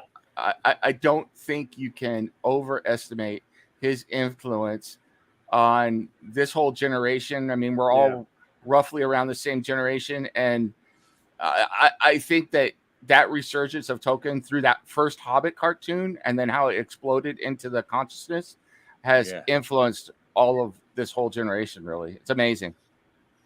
Yeah, I tell you, I did not appreciate just what a dragon was until I saw that Ralph Bakshi animated movie of The Hobbit, and then all of a sudden I understood, oh, that's a dragon. Yes, Smaug looked awesome in that. Especially when he said, "My breath is death." I know, when he's giving that whole sold. description, like, my claws are swords, my wings a hurricane, my tail a thunderclap. And you're like, actually, oh, this is why everybody's afraid of dragons. Yeah. As a little side note, you'll notice that when the Bible in Job describes the Leviathan, compare that sometime to Smaug's description of himself in that. Yeah, the Leviathan's mouth is a furnace of fire and sparks. Very interesting. Right. They're very close. That makes a lot of sense, given Tolkien's background as well. Yeah. So. Yep. Very cool. So I believe he's the father of modern fantasy. So right. Between him, my real influences, I guess, were Tolkien and Fritz Lieber, were my two main influences from a fantasy perspective. So Very nice. Yeah, I would go more towards Moorcock, Weiss and Hickman, and Roger Zelazny. Yeah. Right. But I guess the one other thing, now that we're kind of talking about influence and everything, I would just throw in real quick is that I have, once I got into writing and then later on I started reading and taking seminars from different people. One of the things that you guys, I don't know, maybe I don't want to hijack the show, but I'd be interested to hear how you guys did world building, because I've learned so much from studying a couple people. Brandon Sanderson was one of them, but also I took several seminar classes and bought a lot of books on writing from Orson Scott Card. And I've been lucky enough to go to some of his seminars on world building and magic building and everything. And he was an amazing influence on me. So actually, Steve's very next question had something to do with that exact same thing. Sorry, Steve, I hijacked. So go ahead, Steve. No, that's fine. I think we're kind of gone off the rails. That's a while ago, but that's okay. No, I think it would be a good idea to kind of like go around the horn and talk about our world building process. I think it's fair to say that Nem gave us all room to develop our own corners of Bloodworld, the way we want to. So, how did we get into world building for each of our respective pieces? I was thinking that we could kind of start with them, DT, Jeff, and then kind of move back to me and Mike. Well, I'll go real quick. So I kind of talked about what my influences were on world building. The other main influence for me, world building wise, is Tolkien himself. It goes back to Tolkien. And I have read everything I can about how he did this and developed a language. And honestly, if this required a new language, I would have loved to have done that as well. For this, I just find it absolutely incredible to develop a magic system and technology and write a history. To me, it's as fun as writing the story, because I'm a person who loves history as well. I was this close to being a history major in college and chose computer science instead. I was going to be a military history major. And then I was like, well, the only thing I do with the military history major when I got out of the military is be a professor. And I was like, I don't know about that, or write books, which, I got to, but so I love military history. I have tons of books on military history and regular history. And so writing history, fictional history, what is fascinating to me. And then you build a whole world around it, because to me, history is stories. A lot of people think history is boring. To me, history is the story of people and how they dealt with events. And so being able to do my own history for that is building a world, and I absolutely loved it. And that's how I came up with all of this. So like I said, it was an idea, and I started writing the history of it, and then it all just flows from there, because it's like, well, this happened. Why did it happen? Why did the people do this? Why did religion become illegal and the people fled? And how would they cope with those things? And the world just builds itself. And I absolutely love that, because to me, it's about telling those stories and getting in characters' heads and figuring out how they would react realistically to these things that are going on. And that's just fascinating to be able to explore that. And so, we talk about this on Sloppy Spoilers a lot, and I hope that I hear this from DT, Jeff, Steve, is that, instead of writing to what I want to see happen, I create characters and put them in situations and then try and let the characters tell me the story, because it's character driven, because these characters are people that are doing things. And so that is just so important to me. I love doing that. Absolutely. For me, I have a bit of a process. Most of it spills over from my songwriting, because my other job is I'm a songwriter and a producer, and I have been for years. And the proper way to write a song is you must write from all your senses. You actually have 7 senses and not 5. Most people write from one perspective, which is visual. So one of the things you learn about becoming a better songwriter is to write from all of your senses. And so that kind of retrained me when it came to being an author, in terms of how I approached the story. And then when I wrote my first novel, I was absolutely intoxicated about every little detail of the world, because there are different colors of grass, and we don't have Newtonian physics, and how does sound travel, and what would you do with some people that don't know what death is. They think it's a myth. How would that affect you psychologically? And so I am interested in experiencing a world from as many different sensory and internal and external angles as possible. And then I started reading up on one of my parts of my process is always what's the wrong thing to do. So I always read mistakes because there's no shortage of articles or blogs or videos for people to say, you shouldn't have did that. You should have did it this way. And this would have been good, but they should have done this. So there's no shortage of that. So I always start there. Well, what's the wrong thing to do? And I read something once that said the wrong thing to do is to assume your story world is just like Earth. Another wrong thing to do is not tell people practical stuff. Who takes out the garbage? What does the food taste like? How do they get their clothes? Stuff like that. And once you start grounding in that kind of thing, you can't help but write a real world. So that's my process. All right. Yeah, that's really nice. I love the what if question. That leads to so many interesting story ideas right there. Getting in there. It's a great perspective to come from. For me, I think this might be a little interesting for you guys. I think I've got to go back to Marvel Comics again, but not the way you think. In the 1980s, Marvel put out the official handbook of the Marvel Universe, and that has had a gigantic effect on me. Now, I still have that entire collection in my comic book collection. And I also have Stan Lee and John Buscema's How to Draw Comics the Marvel Way. And oh hell yeah, I had that book.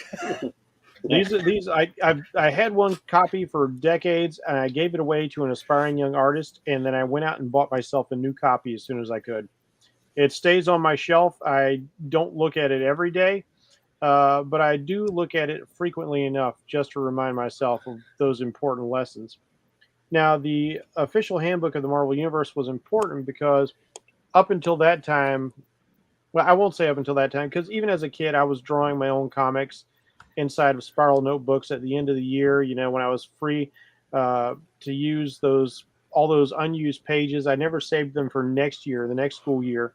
And I this is funny, I developed a habit of writing really, really super tiny so I could have more pages of notebook to turn into my own comics. So I was writing early on, but my writing was really goofy and weird, and it was just a mishmash of all the things I liked. Like I had this pirate captain who looked kind of like a dragon dude, and he flew in a starship that looked just like the Miranda from the Wrath of Khan. And he had a base on an asteroid belt like in Star Wars.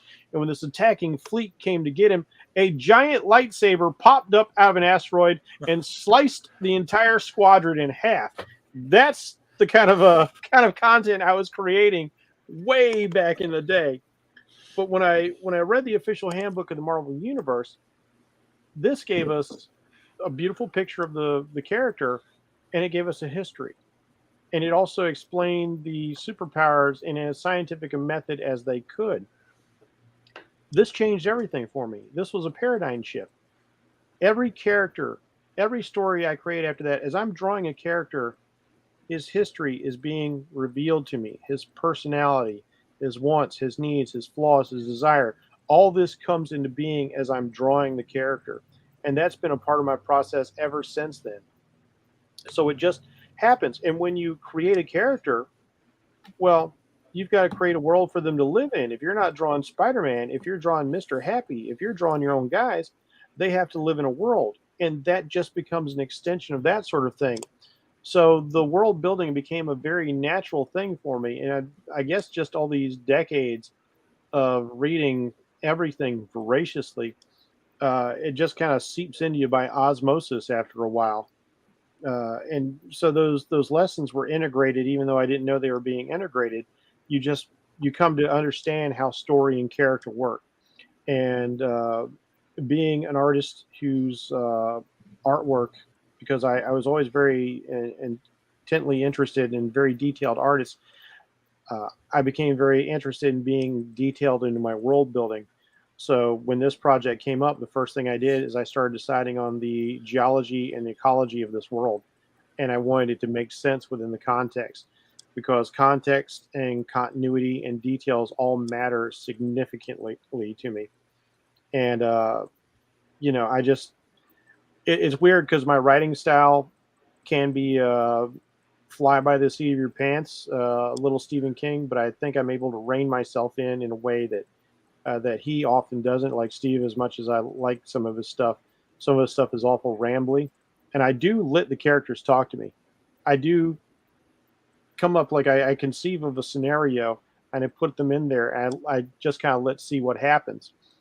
But at the same time, I feel like there's a real kind of direction at the same time, even if it's not completely conscious, that works out. Sometimes my stories, I've created a beginning or I've created an end, and I fill in those gaps, and I let the characters take me there. But along the way, all these detailed ideas come up, and I furiously want to write them down, especially working in a group so I can share them with everybody.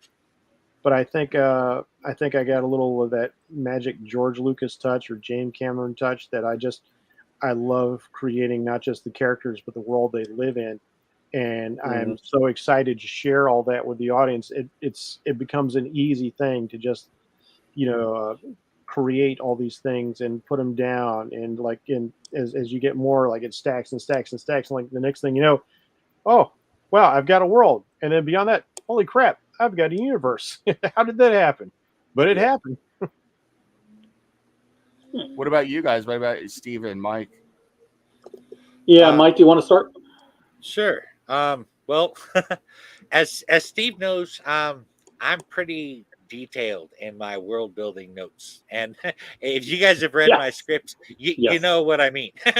I will say for the audience, he gets down in more detail sometimes. Yeah, Mike's script reads like a novel, and it's awesome.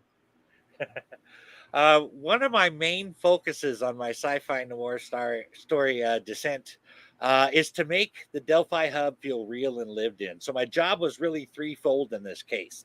I needed to figure out how to actually build the Delphi hub, the world that the world would be set in, and that meant a whole lot of technical stuff, from city engineering to architecture to technology. Nem talked to me about S3 and how it was an entire culture, society, and religion centered around genetic superiority. So I also had to create a believable and lived-in culture and society based on genetic superiority as law, religion, and a way of life. I imagine that this would have to be a class system, as some would qualify as genetically pure and some, if not most, would not. There must be backlashes, obviously, from the people in the Delphi hub, especially those who are discriminated against for being inferior. I grew up in some rough neighborhoods in some of the poorest parts of town, and I know firsthand what it's like to be last on the list on the concerns of the city, as far as just based on your economic status or your social status. So that part was really easy to imagine, but that's probably why I developed the class system the way that it was. The last thing I needed was to fit in a self-contained story within that world. And for those, I basically took a few things from Nem's Bloodworld universe notes and I ran with them. But what about you, Steve? What went into your world building process? I think some of it is what some of us have already talked about. The idea of asking questions, getting answers. I'm a big believer in finding logical consequences of things, and then trying to have those consequences lead them where I need them to go. In the particular case of the Inquisitor, it was kind of important for me to find a setting that wasn't too involved with what everyone else was doing, so it could operate more or less freeing without worrying about stepping on anybody else's toes. Fortunately, Bloodworld's a big universe, so that wasn't a problem. I knew some details about what the future of Bloodworld was like when I did it, because Nebgate had some points to start with, the timeline, things like this. And I went with the asteroid belt because it was just out of the way enough, while being involved enough to connect with the rest of the solar system. And it had the environment that worked for a space western, and I really was looking for that. I told them what I wanted to do, how everything was going to fit, and all that. Once I got the go-ahead from him, that really was, and I just pretty much went largely by myself after that. And then from there, I mean, I knew I wanted a slice of the Bloodworld future that was a little brighter and more optimistic. Because honestly, some of these other places are really not places you want to go. So, but at the same time, I wanted a group of people that were used to hardship, that, were kind of rugged people of the land, that kind of thing. So, and I figured there probably wouldn't be a lot of people who would want to live under either Ganymede or S3. So I decided that those people went and they settled in the belt and they established their own government. And that became the Ceres Republic. And I took some influence from, the post-American Revolution period, and those kinds of periods. The thought that I had, though, was that the Ceresians had fought for many years to maintain their independence from the larger empires, being smashed between them. And even now they're kind of living under a hard-won and fragile peace. And mostly that peace is with Ganymede, who still have an active presence on the asteroid of Vesta, which is one of the two big asteroids, and it is real. And the Viceroy represents the Ganymede Queen's interest there. That's a character I can't wait to get into at some point. So the Ceres Republic maintains control on Persephone Station, which I decided was an old outpost that S3 was forced to abandon, and it was repurposed as a neutral territory that was under the authority of the Ceres Marshals. Ceres struggled for independence, and the resulting peace had a lot of consequences that I had worked out, including the rise of the mercenary corps and the corporations that were hoping to take advantage. And everybody wants a piece of the belt now that the fighting has died down after a while, and that creates opportunities for different factions to take advantage of the situation. And that was really what I wanted. I wanted a lot of different factions vying for control and for the peace to be very, very hard won and very hard to maintain. And so, and all this is leaving out like the day-to-day struggle to survive just for the people living in the belt. So I wanted the belt to be a more hopeful setting in some aspects, but I also wanted that hope to be earned. So the characters that have problems that they need to overcome to get to that point. I'm sorry. I actually can't imagine a better setting for a space western. It has that lone outpost kind of feel to it. Yeah, it's really the outer rim, isn't it? I'll tell you what I love about everybody's stuff is I read the scripts for these comics, and yours feels the most novelish to me, Mike, just because of the tremendous level of detailed descriptions you put in. And the one thing that made me chuckle was the fact that you were talking about the atmospheric composition and I was like, okay, so I'm not the only one, because I'd been looking at the atmosphere of Mars and Venus, deciding how Earth was going to work. I was like, okay, I'm not the only asshole who's like way deep in the weeds with like getting this stuff, but it's amazing because I feel like it's like if a bunch of my favorite sci-fi writers got together to write comic books. That's what I get when I read these scripts, because so many comic scripts just feel like oh, I've got a good story idea and I write this, but like people who author books, they think like deep and far beyond. They're like 15 moves ahead in chess, and that's what I feel like I'm reading when I'm reading these scripts. It's a privilege to be amongst you. One of the things that I love too, having seen all of this, and now we're getting ready to go to the next step, as we get ready for this publication, is that all of these stories are about people trying to make a life in one way or the other. Even the highly important people, they're still people.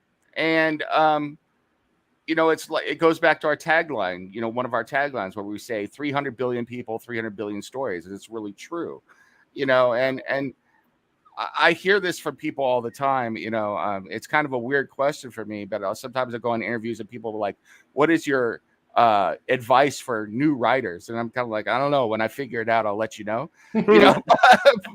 But no, I mean, the one thing I would say, and you've heard it from DT, you've heard it from everybody, was that being a creator, being a writer is all about taking what you know and everything around you and turning that into a good story.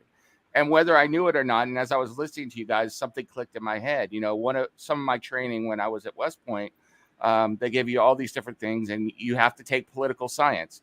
And I wanted to jump out of the building and off the cliff in the middle of the class. But, one of the things you learn is about rational actor model in foreign policy. Well, guess what?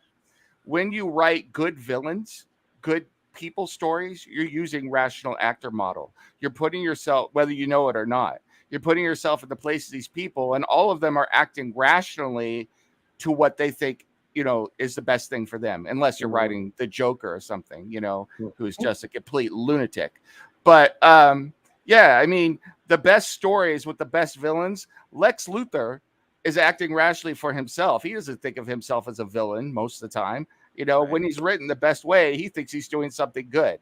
And so that's what I love about all of your guys' writing, is that you are writing real people with real concerns who are living in a world that is real to them, and they are acting in their own rational self-interest or best interest and moving forward. And we're chronicling their stories. And I think that is amazing. Absolutely amazing. What a beautiful way to put it. Yeah, very well said. In fact, I mean, honestly, everybody has some really cool and well thought out stories, and their entire worlds in the Bloodworld universe. I, in my opinion, Bloodworld #1 is going to cover just a wide range of stories, and it's really going to give readers a good feel of life in the 26th century of Bloodworld. I honestly can't wait to see it all come to life in the magazine. Yeah, I tell you, likewise. I wish we could make it 200 pages to give people more story, because like I just can't get it out fast enough. There's so much more I want to say with each issue. Absolutely. Well, there's one thing I want to throw in. You talked about advice to new writers. Every writer, every master writer, every best-selling writer that I studied all said the same thing. I'm a firm believer, if everybody says the same thing about something, it doesn't mean they're right, but you ought to look at it. Every major writer I studied always said, when I first started writing, I sucked, and I wrote until I didn't. And so I took that to heart. If James Patterson says it, if Stephen King says it, if they say stuff like that, if oh Lord, I forget his name, who did Neil Gaiman talked about getting the bad words out. That's the same principle.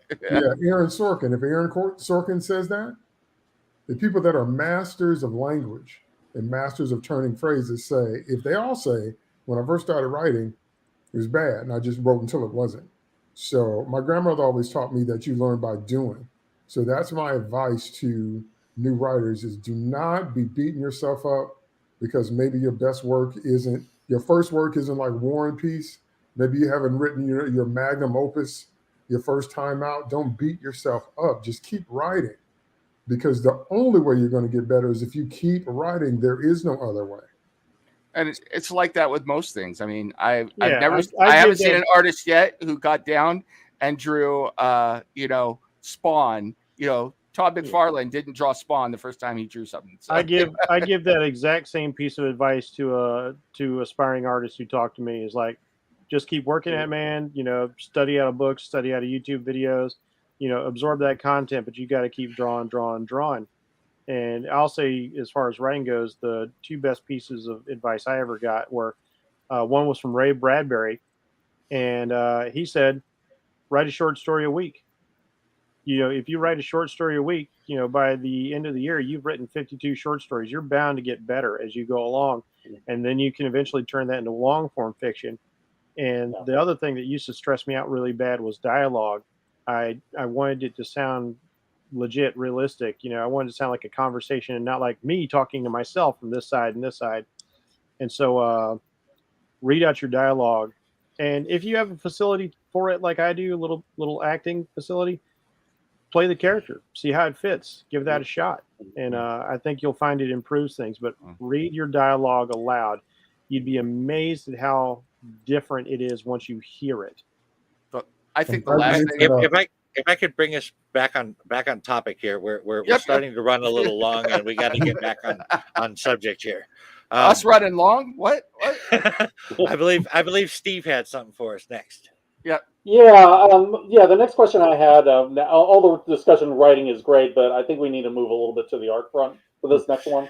So this one's going to be mainly for Nem and Jeff, I think. But anybody else who wants to chime in is welcome to. So where does Bloodworld currently stand on the art front, at least to the extent that you're able to talk about it? The art, I missed the last word. What? On the art front. Oh, okay. Yeah, like how are we doing art-wise? We have as of Friday, have finished hiring all of our artists. So we Nice. are sending out NDAs to everybody. We got some other artists on standby that we, depending on funds and stuff later, we're going to be doing. We have other projects that we want to do outside of Bloodworld. So we've got other artists lined up for that. And those are future plans. But yeah, we have hired the artists for the first issue of Bloodworld. We've started working with them. I anticipate that we're going to start getting art back within the next month. So we are going to have stuff. We have a cover artist for the first cover. We have a variant cover artist who is on tap for during our crowdfunding campaign. And then we have, and I'm not going to announce it yet. I'm not going to announce it until we sign the contract with them. But we do have a big name variant cover artist who has agreed to do a variant cover for us. And we are in some talks with some other people as well. So I think we are looking really, really good on art. And I will say that one of the artists we hired is coming directly from Heavy Metal Magazine. Oh, hell yeah. That's what I'm talking about. So we're ready to go. So speaking of being ready to go here, I know that you have a Kickstarter for the very first issue of Bloodworld coming in. I believe you said December. What can you tell us about the Kickstarter? Like, what rewards are being offered? What are your projections as far as getting the book out? Sure. Well, it's going to be crowdfunding. I think I'm leaning more towards Indiegogo right now for a couple of reasons, and those are business reasons. And I don't want to bore everyone with that. The other thing is it's probably going to be January. And the reason it's going to be January is because I was thinking December, we're going right through Christmas. And I was like, you know what? I don't think that's a good business decision. So we're probably going to push that to January, and it'll give us a little more time to make sure we have our art and everything. But yeah, there's from a business standpoint, we're going to have multiple tiers. Our first tier is going to be digital only, and that will be $10. You will get 80 pages of content for $10. That's a good deal. Think about that. Yeah. Then our second tier, we are going to be offering a limited print run for the first tier. Now, once we're funded, stretch goals, we will offer more print options. That limited print run will be 200 print issues and they will be $30 each. So $30. You can also buy, as part of that 200, you could buy digital and print together. You could both get a digital copy and a print copy for $35. And that's really cool, actually, because the digital can give you something to read while you're waiting on the printed copy, right? Absolutely. Mm-hmm. So you'll get the digital right away, and then while the print is getting printed and mailed to you, you'll have the digital in hand. And for collectors, you get to keep the print edition pristine. And if you have weak eyes like I do, I've gotten to reading more and more of my comics digitally because I can pinch and zoom. So there's that advantage there as well. Now, once we are funded, we are going to open up more print copies. And one of the stretch goals, once we're funded, is we will be bringing in a second variant edition so you can get one or the other variant covers on the digital copy. And we will make available more of the main cover or for the main cover for the print, plus our featured artist cover on print. So this is a big, big name in the comic world, and he will be available in print and digital. So if you order the print, you will get a digital copy, and that will be $40, but that comes with a digital copy with his cover and a print copy with his cover for this star artist. On top of that, we will be having merchandise for sale that you can add on. So we're going to have stickers, posters, postcards. We're looking at trading cards, and we're also looking at possibly shirts and or T-shirts. Didn't I see a coffee cup or something in there? Right behind Nim's head, you might see a T-shirt. Yeah, we have those available on Raincross Press right now. We have Bloodworld merchandise, but this is going to be Kickstarter exclusive merchandise. So, or crowdfunding exclusive merchandise. Very nice. So it's own merchandise. Be like Hellhead and drink your tears of your enemies. Yeah, I love that. That line's going in the book now, Steve. Thank you. This will be merchandise you can only get through the Indiegogo, and it'll be exclusive to that. And then further on, depending on how we do, we meet another stretch goal. There are other artists that we're talking to. And when I tell you that they are, the artists that we have doing, the star artists we have doing the variant cover is a huge name. The other ones that we are talking to that could be possible stretch goals are huge names as well. And we'll bring those in and we're going to make those options available. But as far as print runs are concerned, we will open up more print options as we meet those stretch goals for printed copies to be available in these variant covers and things like that.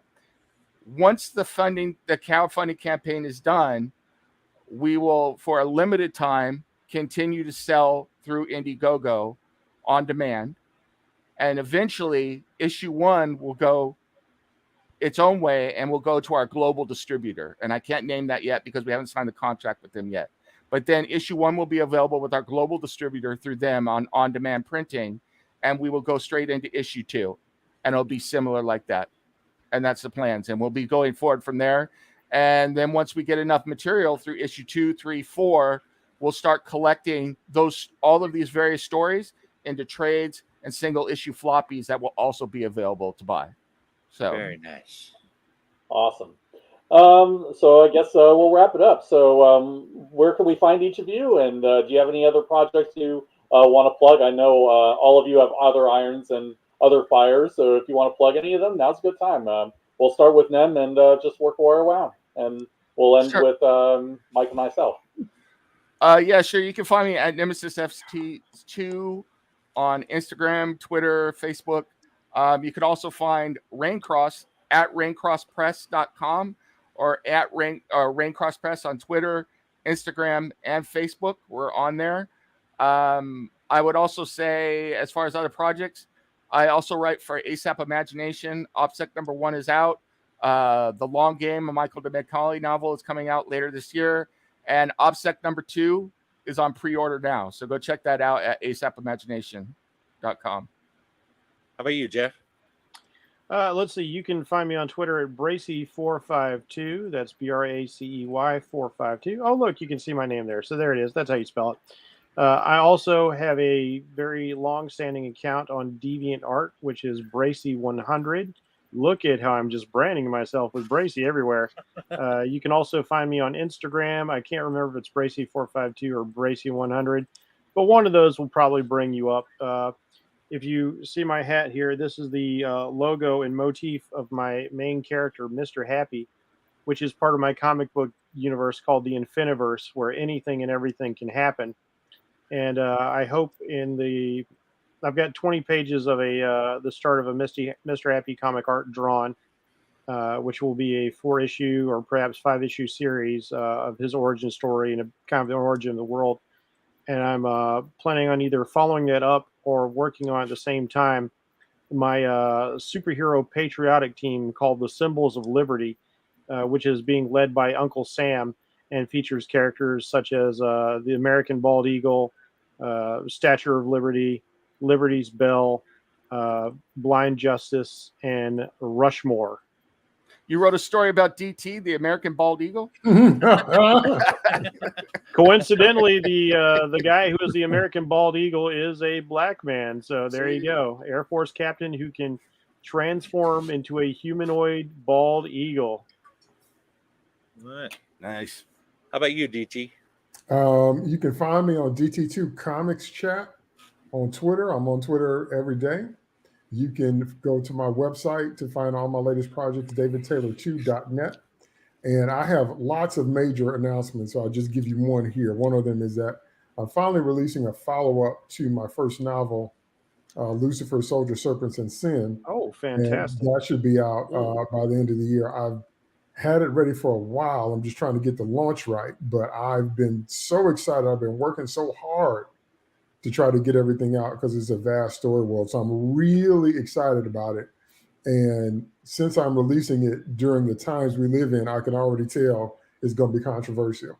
I didn't mean to write it controversially, but I can already tell. You controversial? Awesome. When it drops, it's gonna, but that's all right because my skin is thick. Yep. Nice. Indeed it Nice. is. And how about you, Steve?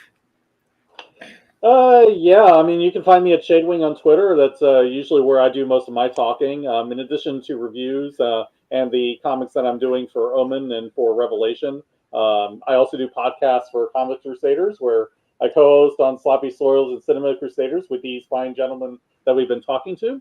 And let's not forget the Fellowship of the D20, our weekly D&D game that Mike and I do it every Saturday night with Nem, as well as our other friends, Greg Freak Girl and our DM Neff. Ah, very nice. You can find me at Michael Nunley 5 on Twitter. You can see it in the thing there. And my current irons in the fire include a brand new horror podcast I'm starting with my friend James Caldwell called Nice. Countless Corpses Podcast. And we're actually recording our first episode on October 2nd, I believe. The next comic we got coming out is from Revelation Comics. It's from our artist Tosin Awasika, and it's called it's the acronym SAD SAD. It's about Nigerian mythology, conspiracy, and monsters in various forms. And yet, Very X-Files style stuff.